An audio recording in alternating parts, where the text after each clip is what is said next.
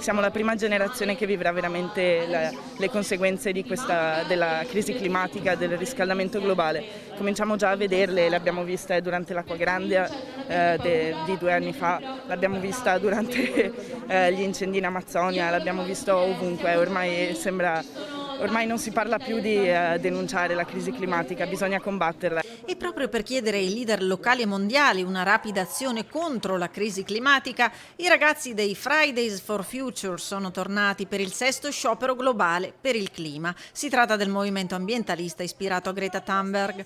Hanno affollato ponti, piazze e calli di Venezia, un fiume di giovani riuniti da un obiettivo: far sentire la propria voce. Riuscire a sensibilizzare più quanti giovani possibili sulla situazione e sul fatto che una mobilitazione dal basso può davvero iniziare a far cambiare idea ai dirigenti, può iniziare a far cambiare le cose.